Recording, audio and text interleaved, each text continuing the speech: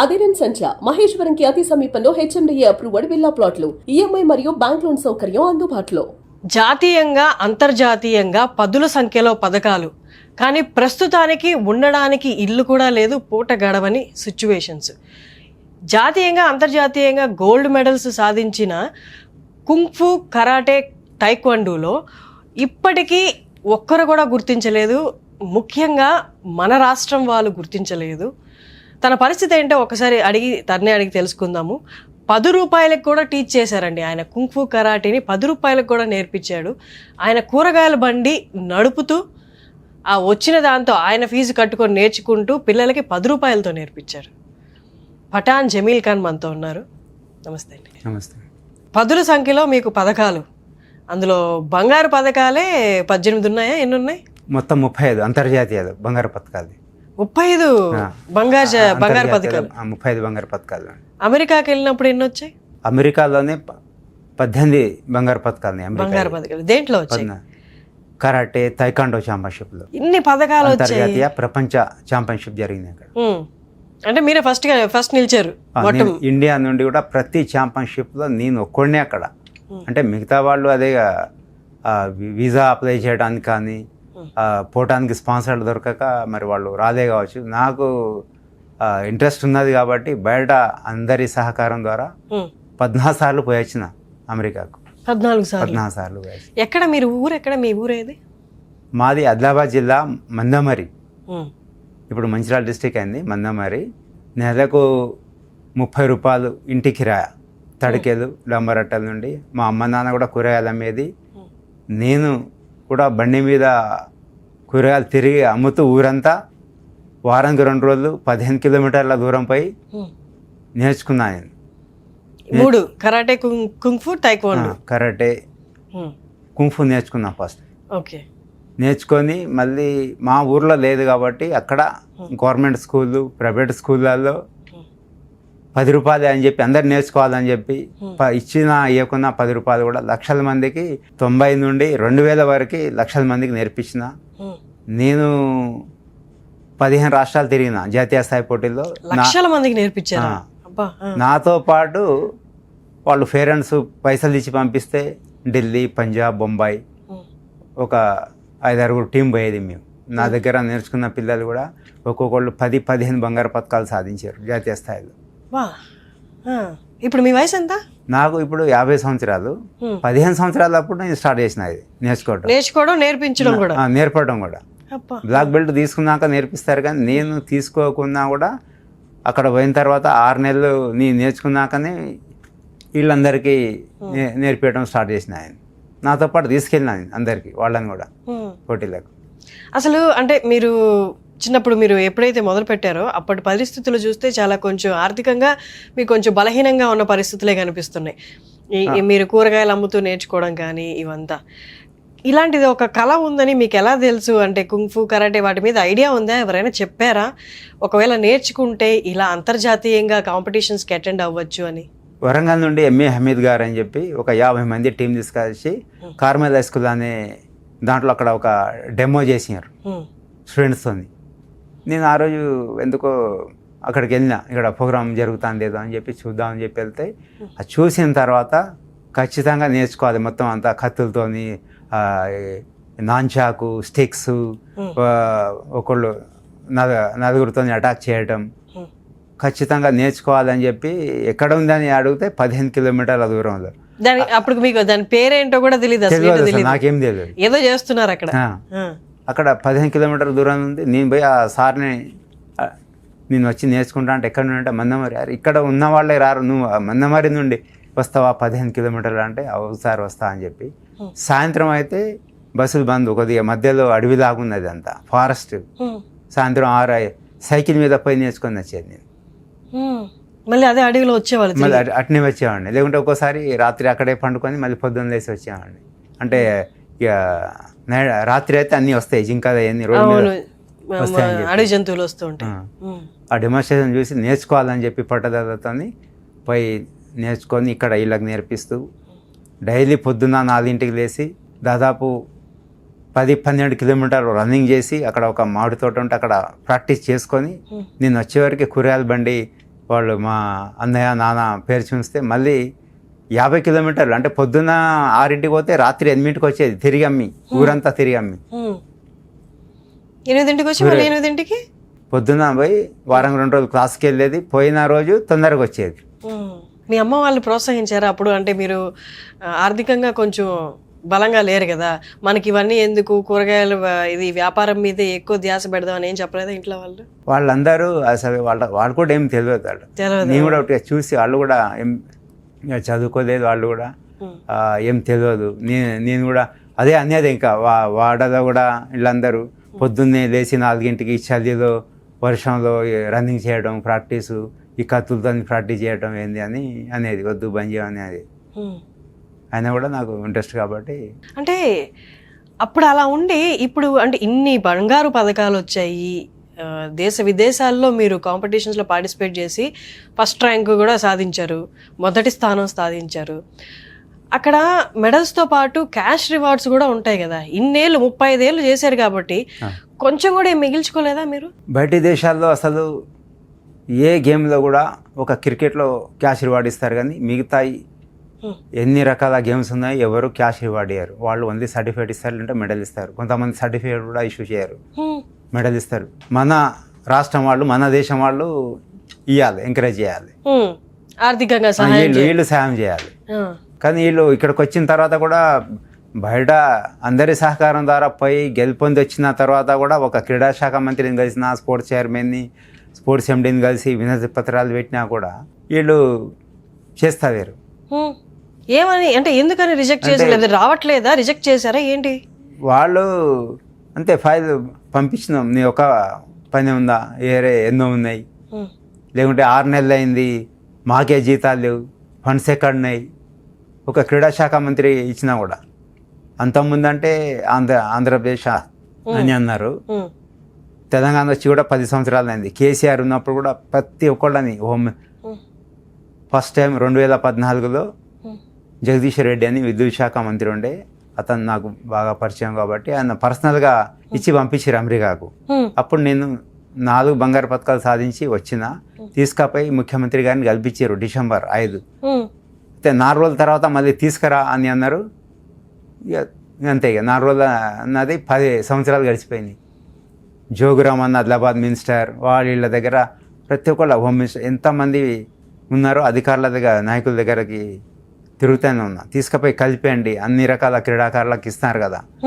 ఆ సిద్ధుకి ఇచ్చారు, సానియా మిర్జాకు, చాలా మందికి ఇచ్చారు, స్థలాలు ఇచ్చారు, కోట్ల విలువ చేసే స్థలాలు ఇచ్చారు. కానీ నన్ను తీసుకుపోయే వాళ్ళు ఒక్కళ్ళు కూడా దొరకలేదు. నన్ను తీసుకుపోయి అక్కడ కేసీఆర్ని కలిపించడానికి కూడా, కేటీఆర్ గారిని కలిపించడానికి 7 సంవత్సరాలు పట్టింది. ఒక 6 సార్లు ఎమ్మెల్యేగా గెలిచిండు, మంత్రిగా చేసిండు జోగురామన్న ఆదిలాబాద్ డిస్టిక్.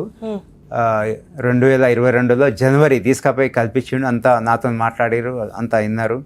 ఏం కావాలంటే సార్ అన్ని రకాల క్రీడాకారులకు ఇంటి స్థలం ఇస్తున్నారు, నగదు ప్రోత్సాహం నాకు కూడా ఇవ్వండి అంటే ఎక్కడ ఫైనాన్స్ లేవని అన్నారు.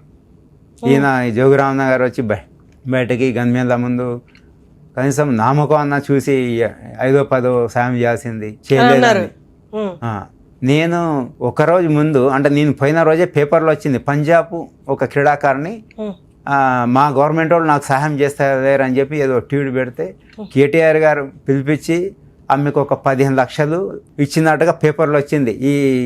ఈ జోగురామన్న గారు ఏరే రాష్ట్రం ఆమెకి ఇచ్చిరు, మనం తెలంగాణ నీకు ఇయరా పోదాంపా అని తీసుకుపోయారు. కానీ ఎలాంటి సాయం దొరకలేదు, రూపాయి కూడా. 10 సంవత్సరాలు టీఆర్ఎస్ గవర్నమెంట్ మరి ఇప్పుడు వచ్చింది, మరి ఇప్పుడన్నా నాకేమైద్దా అని అంటే అంతా అప్పుడు కూడా కాదు. ఇప్పుడు 22 నెలలు అవుతుంది.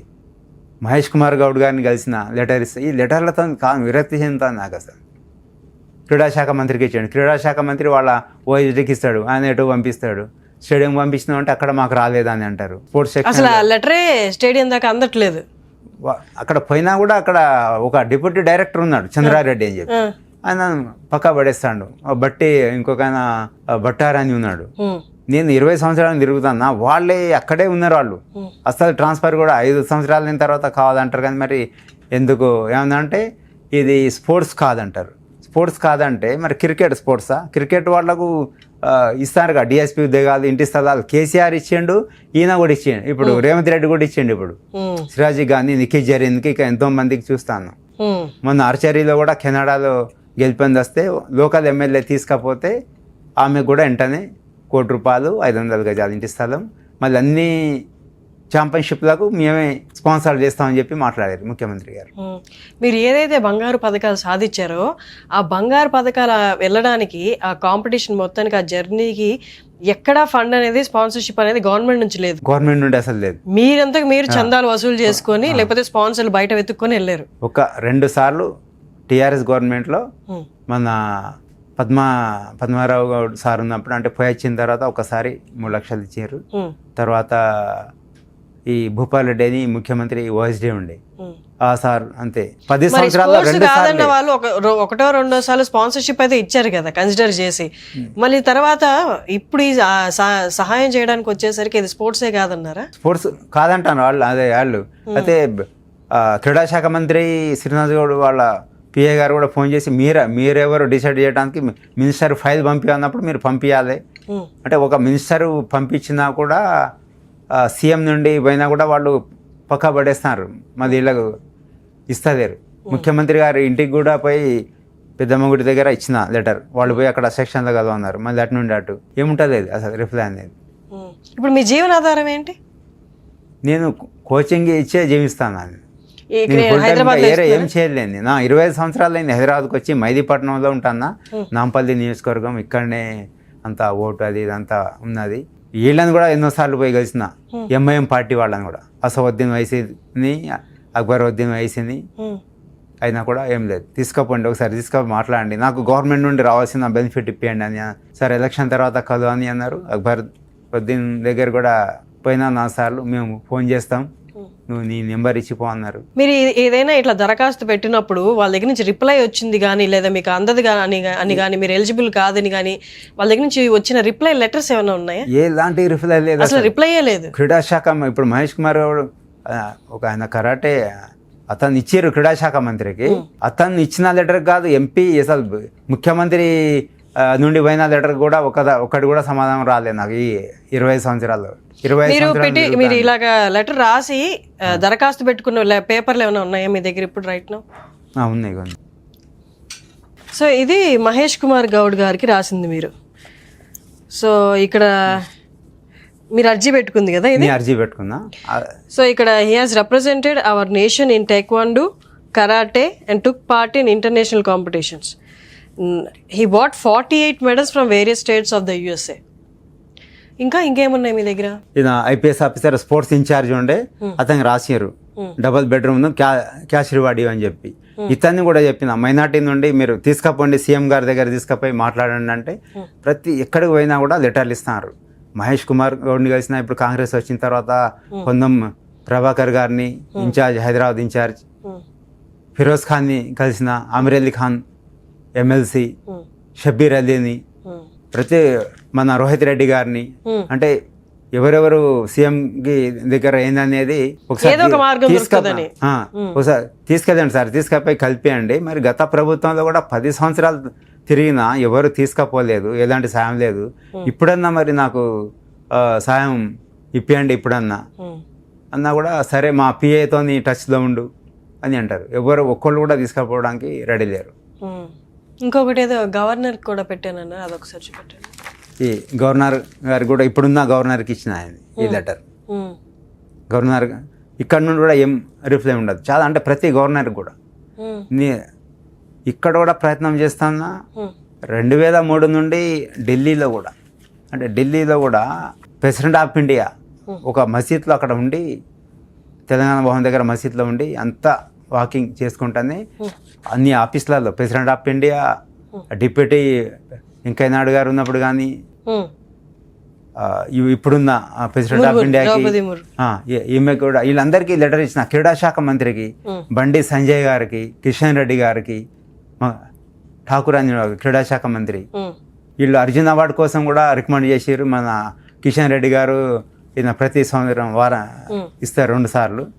అవార్డు కూడా వస్తుంది, అవార్డుతో పాటు 15 లక్షలు వస్తాయి. అట్లా నేను ఒక మంచి ఇన్స్టిట్యూట్ పెట్టుకుందామని అంటే సో ఇప్పటికి నేర్పిస్తున్నారు మీరు పిల్లలకి? ఇప్పటికి ఇప్పుడు ఎంతమందికి నేర్పిస్తున్నారు? వాళ్ళ ద్వారా వాళ్ళ ఫీజు ఏమైనా నేను ఇప్పుడు స్కూల్ కరోనా తర్వాత స్కూళ్ళల్లో బంద్ అయిపోయినాయి క్లాసులు. అంతకు ముందు స్కూళ్ళలో చెప్పేవాళ్ళ? స్కూల్లో మొత్తం గర్ల్సే 1200 మంది. వాళ్ళని కూడా చాలా రాష్ట్ర జాతీయ స్థాయిలో బయట డొనేషన్ చేసి వాళ్ళని తీసుకెళ్లేది నేను. వాళ్ళని తీసుకెళ్ళడానికి ఇక్కడ కరీంనగర్, వరంగల్ ఎటన్నా పోటీలు జరుగుతాయి, ఆ స్కూల్ తరపున వాళ్ళు ఏం ఇవ్వకపోయేది. మేనేజ్మెంట్ కూడా నాకు తెలిసిన వాళ్ళతో మాట్లాడి ప్రతిసారి ఒక 10 మంది 15 మంది టీంని వాళ్ళకు అంతా అరేంజ్ చేసి అక్కడ ఎంట్రీ ఫీజు కట్టాలి, ఇవన్నీ ఖర్చులు పెట్టి కూడా నేను వాళ్ళకు. ఇదేంటి అంతర్జాతీయంగానా? జాతీయ మన దగ్గర ఇండియాలో జరిగింది. వాళ్ళకు కూడా ఖచ్చితంగా వాళ్ళకు ఆత్మరక్షణ కోసం కావాలని చెప్పి నేను ₹1 తీసుకోకుండా 12 సంవత్సరాలు కోచింగ్ ఇచ్చిన. ఒకసారి తీసుకెళ్ళాలి కాంపిటీషన్స్ కి ఈ 12 మంది పిల్లల్ని, ఆడపిల్లల్ని అంతా ఎంత ఖర్చు అయ్యేది? ప్రతి ట్రిప్లో ఒక 15,000 ఖర్చు అవుతుంది.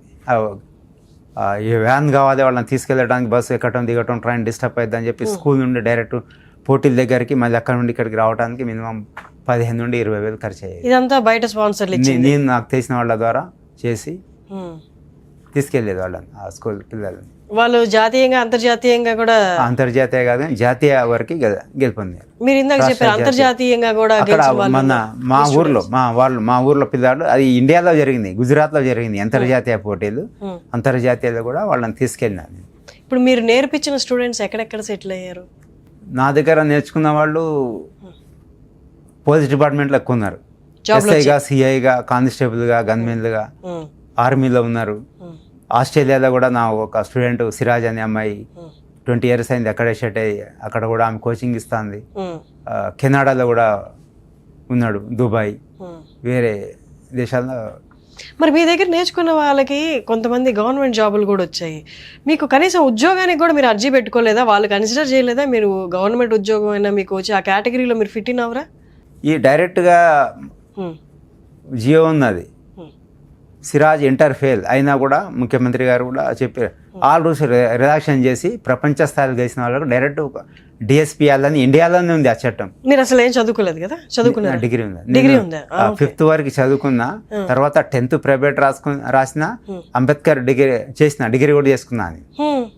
ఎలాంటి చదువు అంటే ఇట్లా జీవో ఉన్నా కూడా ఫాలో చేస్తలేరు. ఏమన్నంటే వాళ్ళకి ఇచ్చిరంటే వాళ్ళు పొలిటికల్ ద్వారా సీఎం దగ్గర పోయి చేసుకున్నారు, నువ్వు కూడా పోయి చేసుకొని అంటారు. స్టేడియంలో అడుగుతాయి, స్పోర్ట్స్ సెక్షన్లో అడుగుతాయి, మా సెక్రటరియట్లో కూడా. ఇప్పుడు ఉద్యోగం వైపు కూడా మీరు ప్రయత్నించారు?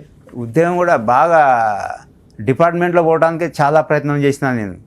2003 అప్పుడు ఏఆర్ సుకుమార్ సార్ అని ఉండి అప్పుడు లెటర్, అప్పటి నుండి డిపార్ట్మెంట్ కూడా పెడతాను. ఇప్పుడు కూడా ఈ రిక్రూట్మెంట్ బోర్డు చైర్మన్కి వీళ్ళందరికీ కూడా పెట్టినా నేను, నాకు ఇవ్వండి అని చెప్పి. ఇట్లా మాకు ఫవర్స్ లేవు, గవర్నమెంట్ నుండి రావాలని అంటారు వీళ్ళు. ఒక డీజీపీ కూడా మన లెటర్ పెట్టినా కూడా. ఇప్పుడు 200 ఎకరాల్లో స్పోర్ట్స్ యూనివర్సిటీ కడుతున్నారు. అంటే ప్రతి ప్రోగ్రాంలో కూడా ఖచ్చితంగా చదువుతో పాటు స్పోర్ట్స్లో నేర్చుకోవాలి, ఉండాలంటున్నారు. కానీ ఎమ్మెల్యేల డిస్టిక్లో ఒక కలెక్టర్ కూడా ఒక అంతర్జాతీయ పోటీలకు పంపించడానికి 2 లక్షల రూపాయలు ఫండ్ కోసం ఇక్కడికి రాసి హెడ్ ఆఫీస్కి పంపిస్తే మా దగ్గర ఫండ్ లేవని అంటారు. ఒక డిస్టిక్ స్పోర్ట్స్ ఆఫీసర్ ఉంటాడు కదా, పెట్టిన వాళ్ళకు కూడా లెటర్ నేను ఇట్లా పోవాలని, మా దగ్గర ఫండ్ లేదంటారు. ఒక ఎమ్మెల్యే ఒక 300 గజాలు కూడా ఇవ్వడానికి కలెక్టర్ నాకు పవర్స్ లేవంటాడు. ఒక ఎమ్మెల్యే మంత్రి కూడా చెప్పి ఇప్పిలేడు ఒక జాతీయ, అంతర్జాతీయ, ప్రపంచ స్థాయి క్రీడాకారులకు. నక్సలైట్లకు మాత్రం లొంగిపోతే 25 లక్షలు ఇస్తాం, లేదంటే 5 ఎకరాల స్థలం ఇవ్వడానికి కలెక్టర్ పవర్స్ ఉన్నాయట. నాకు ఇవ్వడానికి మాకు పవర్స్ లేవని అంటారు. బంగారు పథకాలు 18 బంగారు పథకాలు సాధించారు ఇండియాకి. 2 గిన్నిస్ వరల్డ్ రికార్డ్స్ ఉన్నాయి. హానర్ డాక్టరేట్ కాలిఫోర్నియా యూనివర్సిటీ నుండి ఇచ్చారు, పిహెచ్డి ఇచ్చారు మార్షల్ ఆర్ట్ నుండి. ఇంకా ఏం చేయాలి? ప్రతి పార్టీ వాళ్ళని కలిసిన, తెలుగుదేశం, కాంగ్రెస్ అప్పుడు రాజశేఖర రెడ్డి గారు ఉన్నప్పుడు, తర్వాత తెలుగుదేశం మన కేసీఆర్ గారు ఉన్నప్పుడు కూడా అట్నే తిరిగిన. 25 years అయింది గవర్నమెంట్ చుట్టూ, ఐఏఎస్, ఐపీఎస్. ఇటు అఫీషియల్ వాళ్ళు కూడా చేస్తారు వేరే, అటు పొలిటికల్ వాళ్ళు కూడా చేయకుంటే మరి ఏందన్నట్టుగా మరి ఇంకా ఎక్కడ. చాలా ఆశ్చర్యంగా ఉంది, 25 ఏళ్ల నుండి మీరు తిరుగుతుంటే ఒక్క చోట కూడా మీకు సహాయం దొరకలేదంటే. అసలు ఒక్కళ్ళు కూడా నాకు ఇంతవరకు మానవత్వం ఉన్న వాళ్ళు ఎవరు దొరకలేదు. నా గురించి అన్ని రకాల టీవీలలో పేపర్లలో ఇంగ్లీషు తెలుగు ఉర్దూ ఇన్ని సాధించిన తర్వాత కూడా ఈయనకు అసలు మీరేమనుకుంటున్నారు ఎందుకని దొరకట్లేదు? మీ చోటి వాళ్ళకు కూడా కొంతమంది దొరికాయి కదా, చాలా మందికి ఇప్పుడు మీరేమనుకుంటున్నారు రీజన్ మీకు ఎందుకు రావట్లేదు అనుకుంటున్నారు? అన్ని రకాలుగా నేను ప్రయత్నం చేసిన అన్ని ఛానల్స్ అదేది అయితే నాకు తెలిసింది ఒకటే, అంటే నా ఎంబటి అక్కడ దాకా తీసుకుపోయి మాట్లాడితేనే అలాంటి వాళ్ళకే చేస్తారు. వెంటనే నెల రోజుల్లో వాళ్లకు వెంటనే పట్టా ఇంటి స్థలం ఇచ్చిన పట్టా రెడీ చేసి ఇస్తున్నారు, క్యాష్ రివార్డ్ ఇస్తున్నారు, అన్నీ ఇస్తున్నారు. ఇప్పుడు మంత్రులు ఎంపీలు ఎవరు లెటర్లు ఇచ్చినా కూడా ఆ లెటర్లు పక్క పారెత్తున్నారు. మరి ఎందుకు ఇక ఆ లెటర్లు? ఢిల్లీలో కూడా అంతమందికి ఇచ్చిన ఒక్కటి కూడా రిప్లై రాలేదు. President of India, prime minister, ఇప్పుడున్న ప్రైమ్ మినిస్టర్ కూడా ఇచ్చిన 2 సార్లు అక్కడ ఢిల్లీ వాళ్ళ ఆఫీస్కి వెళ్ళి ప్రతి ఒక్కళ్ళకి ఇచ్చిన అక్కడ. దానికాడ కోవింద్ అతను ఉండే మన మేడం కన్నా అక్కడ కూడా 20 రోజులు ఉండి చలికాలం డిసెంబర్లో 22లో అక్కడ కూడా వీళ్ళకి కూడా చెప్పిన బీజేపీ వాళ్ళకు, ఎంఐఎం పార్టీ బీజేపీ అందరి దగ్గర తిరిగిన, మీరన్నా తెలంగాణ గవర్నమెంట్ నుండి చేస్తారు నాకు సాయం, మీరన్నా ఢిల్లీ తీసుకపోయి మరి అక్కడన్నా నాకు కల్పించి అక్కడ నుండి ఆర్థిక సాయం ఇప్పియన్నా కూడా వీళ్ళు కూడా తీసుకపోయి ఇప్పిస్తారు. ఒక నేను జాతీయ స్థాయి కాదు కదా, ఒక అంతర్జాతీయ ప్రపంచ ఛాంపియన్ కాబట్టి మీరు ఢిల్లీ నుండి కూడా నన్ను ఇప్పించచ్చు. మరి అందరినీ కలిసినా కూడా ఎవరి నుండి ఎలాంటి సాయం లేకుంటే అయినా కూడా నేను విడిచిపెట్టాలి. చాలామంది ఎందుకు ఎన్ని పథకాలు సాధించినా కూడా నీకు ఏమి ఇస్తున్నారు గవర్నమెంట్ వాళ్ళు? చూసిన ప్రతి ఒక్కరికి అదే ప్రశ్న వస్తుంది, ఎందుకు వెళ్తావు పో, స్పాన్సర్డ్ గురించి పోతాయి, బంద్ చేయి, మా దగ్గర బాడీగార్డ్గా పనిచేయి, ఇలాంటి ఆఫర్లు. నేనేమో దేశం గురించి ఆలోచిస్తే రాష్ట్రం దేశం గురించి. అమెరికాలో అవకాశం వచ్చినా కూడా 2017లో 3 సంవత్సరాల అగ్రిమెంటు వాళ్ళ ఆ టీం తరఫున ఆడటానికి అయినా కూడా నేను చేయలేదు, రిజెక్ట్ చేసి వచ్చిన. భారత దేశాన్ని రిప్రజెంట్ చేయాలని 2017లో నేను ఎక్స్ట్రా ఆర్డినరీ స్పోర్ట్స్ కేటగిరీలో గ్రీన్ కార్డ్ కోసం అప్లై చేసిన. కేవలం 4 నెలల్లోనే work permit, American government work permit S S card ఇచ్చారు. సెప్టెంబర్ 4 నెలలు వచ్చింది, 6 నెలలకు గ్రీన్ కార్డ్ వస్తుంది. నేను మా అమ్మకు 75 సంవత్సరాలు, నాన్న చనిపోయారు, యాక్సిడెంట్ అయింది, లెఫ్ట్ హ్యాండ్ పక్క తిరిగింది, సీరియస్ ఉంటే నేను వచ్చిన. గ్రీన్ కార్డు ఇంటర్వ్యూ మిస్ అయినా. 2017 నవంబర్లో ఉండేది, నేను సెప్టెంబర్ ఎండింగ్లో వచ్చిన. అంటే ఇప్పటికీ సిటిజన్ అయ్యేవాడిని. అమెరికన్ వాళ్ళు నన్ను గుర్తించారు. మరి మీరు ఇట్లా చేస్తున్నారంటే అమెరికా వాళ్ళకి ఏం తెలియదు. మరి అమెరికా వాళ్ళకి తెలియదు ఎందుకు పంపిస్తారు పిల్లలని అక్కడ చదువుకోవడానికి? పిచ్చివాళ్ళు వాళ్ళకేం తెలియదని మాట్లాడుతున్నారు వీళ్ళు నాయకులు, అధికారులు. ఏం తెలియాలి? ఇన్ని పథకాలు చూస్తే తెలియట్లేదు, ఇంకేం తెలియాలి? వర్క్ పర్మిట్ H1 ఉద్యోగం మీద ఉన్న వాళ్ళకు కూడా వాళ్ళకు ఇది ఈ వర్క్ పర్మిట్ ఇది work permit, social security card ఉన్నది, ఎస్ఎస్ కార్డు. అంటే ఇప్పటికి నేను సిటిజన్ అయ్యేవాడిని. నేను United States of America employment authorization card first అది ఇస్తారు, తర్వాత green card, social security card అని ఎప్పటికి ఉంటుంది పర్మనెంట్. అది 1 year అయిపోయింది. నేను ఇటు పరిస్థితి బాగాలేక వచ్చేవరకు నేను ఇంటర్వ్యూ మిస్ అయినా. అప్పుడే లేకుంటే 17లోనే గ్రీన్ కార్డు, ఇప్పటికి 3 సంవత్సరాల తర్వాత మళ్ళీ సిటిజన్ అయ్యేవాడిని. H1 మీద చేసే వాళ్ళకే 15-20 సంవత్సరాలు అయినా కూడా రాదు. బయటి దేశాల్లో క్రీడాకారులకు నేను ఏ దేశం పోయినా కూడా 6 నెలల్లో నాకు అక్కడ గ్రీన్ కార్డు ఇస్తారు. ఇక్కడ ఏ దేశంలో పోయినా కూడా అక్కడ నేను అగ్రిమెంట్ చేసినా కూడా వాళ్ళు అన్ని రకాల అరేంజ్ చేస్తారు. ఎందుకంటే నా కుటుంబ సభ్యులందరూ ఇక్కడ ఉన్నారు అని చెప్పి నేను ఇక్కడ ఉండాలని చెప్పి నేను దేశం తరపున ఆడాలని చెప్పి నేను ఇప్పటికీ ట్రైన్ చేసి పంపిస్తున్నారా మీరు? మీ శిష్యులు ఉన్నారా ఇప్పుడు? ఉన్నారు. నా దగ్గర ఇప్పుడు పర్సనల్గా ఒక దగ్గర 3, ఒక దగ్గర 2 ఉన్నారు. వాళ్ళు హైదరాబాద్ పబ్లిక్ స్కూల్ నాసార్లో చదువుతారు. హైదరాబాద్ పబ్లిక్ స్కూల్ తరఫున వాళ్ళు బంగారు పథకాలు సాధించి వచ్చారు. హైదరాబాద్ వేరే రాష్ట్రంలో పోయి జాతీయ స్థాయిలో యూనివర్సిటీ తరఫున ఒక దగ్గర అంతే. వాళ్ళు 6,000, 12,000 వస్తుంది. 2 ఊర్లో ఉంటానా, వారం 2 రోజులు వచ్చి ఇక్కడ కోచింగ్ ఇవ్వడానికి నేను 550 కిలోమీటర్ జర్నీ చేసి వచ్చి కోచింగ్ ఇచ్చిపోతున్నా. అంటే ఈ 12,000 వస్తుంది నాకు, అక్కడ ఆ ఊర్లో 2,000 ఇంటికి వెళ్తుంది, తింటాను హోటల్లో తింటా అక్కడ నేను. ఇక మా అమ్మ ఇలా ఇక్కడ నెలకు 20,000 ఖర్చులు వెళ్ళాక వీళ్ళందరినీ పంపించేసిన మా పెద్దన్నయ్య దగ్గరికి. వాళ్ళు మదిరాలో ఉంటారు, ఇల్లు కూడా కాల్ చేసి ఒక 8 నెలల నుండి అక్కడ ఉండి ప్రయత్నం దారుణమైన పరిస్థితి అసలు ఇది. మీకు అస్సలే రాకూడదు ఇలాంటి, ఇంత కష్టపడి దేశం కోసం కష్టపడి ఇన్ని బంగారు పథకాలు సాధించి మన వాళ్ళు పట్టించుకోకపోవడం ఒక తప్పు అయితే, రెండోది మీరు ఇలాంటి పరిస్థితుల్లో ఉండి మిమ్మల్ని మీరు పోషించుకోలేక, ఫ్యామిలీని పోషించుకోలేక వారానికి 1000 కిలోమీటర్లు రావడం, 550 కిలోమీటర్లు వచ్చిపోవడానికి 1000 కిలోమీటర్లు అంతే కదా, 270 2 సార్లు వస్తారు కదా, వారానికి 2 రోజులు, 2 రోజులు ఒకసారి వస్తారు. శుక్రవారం శని ఆదివారం కోచింగ్. ఈ 12,000 కోసం అక్కడ నుండి ఎంత జర్నీ చేసి నేను ఈ కోచింగ్ ఇచ్చి వెళ్తాను నేను వచ్చి. చాలా దారుణమైన పరిస్థితి ఇది. మీరు చూస్తున్న వాళ్ళు మీరు కూడా ఇది ఎవరైనా కన్సర్న్ పర్సన్కి రీచ్ అయ్యేలా నేను చేయగలను అనుకుంటే ఖచ్చితంగా మీరు కింద డిస్ప్లే అవుతున్న నెంబర్కి ఒకసారి కాల్ చేయొచ్చు. మన నేషన్ని రిప్రజెంట్ చేసిన ఒక పర్సన్కి ఇలాంటి దుస్థితి రావడం అనేది కరెక్ట్ కాదు. మరి ఎక్కడో ఏదో మిస్ అయ్యింది, కరెక్ట్గా రీచ్ అయ్యే పాయింట్ ఈయనకు దొరకలేదు, లేకపోతే మధ్యలో వ్యక్తులు ఏవైనా ఈయన్ని సరిగ్గా తీసి గైడ్ చేయలేకపోతున్నారు, అర్థం కావట్లేదు. కానీ 25 సంవత్సరాలు మిస్గైడెడ్గా ఈయన వెళ్ళారు అంటే అది కొంచెం నమ్మశక్యంగా లేదు. సో చూస్తున్న వాళ్ళు ఎవరికైనా కరెక్ట్ పాయింట్, కరెక్ట్ పర్సన్ దగ్గరికి నేను తీసుకెళ్ళగలను, దీనికి తగిన సహాయాన్ని కూడా మనం అనకూడదు, ఎందుకంటే హీ డిజర్వ్స్ దట్. ఆయన హక్కు అది. ఇన్ని సాధించి తీసుకొచ్చారు, 15 ఏళ్ళు 25 ఏళ్ళ నుండి చెప్పులు అరిగేలా తిరుగుతున్నారు అంటే అది మన బాధ్యత కూడా. నా వంతు ప్రయత్నం నేను చేశాను, మీరు ఎవరైనా ఉంటే ఖచ్చితంగా ముందుకు రండి. థ్యాంక్ యూ సో మచ్ అండి, థ్యాంక్ యూ వెరీ మచ్.